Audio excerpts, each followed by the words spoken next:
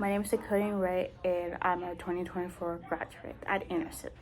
This school year, I got to shadow at the Spiceworth Springs Cat and Animal Hospital that is close to our school. When I first shadowed at both hospitals, it was a different experience because I'm working with animals instead of humans, but I wanted to step out of my comfort zone and just wanted to try something different.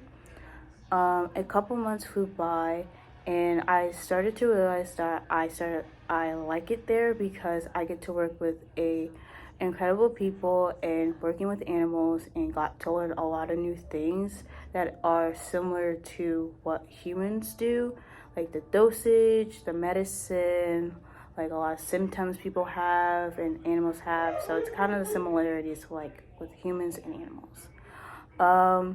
One cool experience I got to solve was experiencing my first surgery. I got to experience there at the Spiceworth Springs Animal Hospital, and I got to learn about the anesthesia machine and what I saw.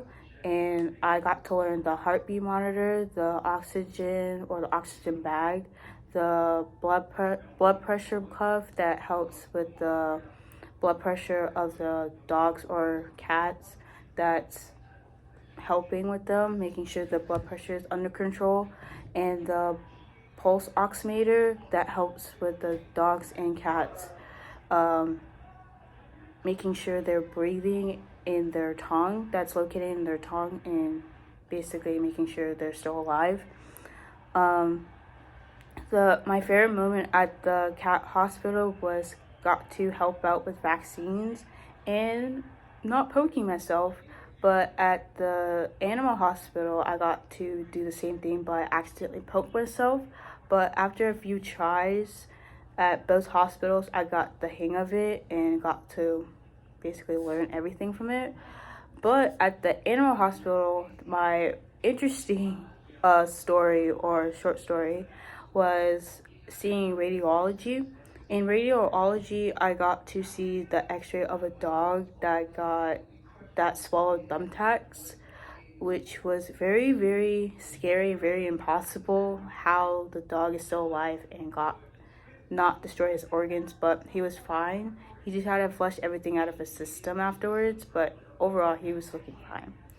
But I'm really gonna miss both shadowing there because I got to work with amazing coworkers and just get to know them a little bit better and get to know the lifestyle in veterinarian, and got to meet the manager Sarah, which I truly love her for that. So thank you, Sarah, for having me both at Cat and Main Hospital. So thank you.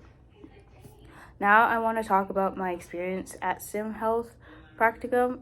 My experience there was overall very, very amazing, very incredible to have the opportunity at Anderson. I got to made a lot of new friends and got to have a good relationship with Miss Holmont.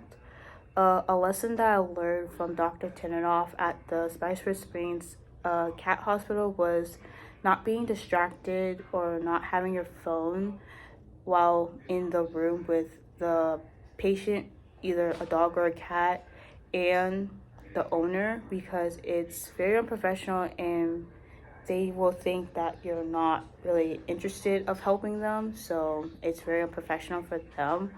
But hopefully that I will think about for these next 4 years of what I'm going to pursue my career in, either radiology, become a radiologist, veterinarian, or anesthesiologist. So hopefully I will make that decision.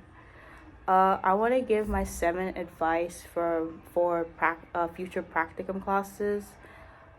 It's important. So number 1, it's important to have respect for professionals, because these are professionals that we are shadowing with, either doctors, nurses, veterinarians, radiologists, or any professionals. So it's very important to have professionals there. Number 2 is to do your journal and update your journal and update your timesheet to make sure that you are learning something in there, and also having your 5 vocab words to save. Number 3, to follow a dress code. It really depends on where your site is.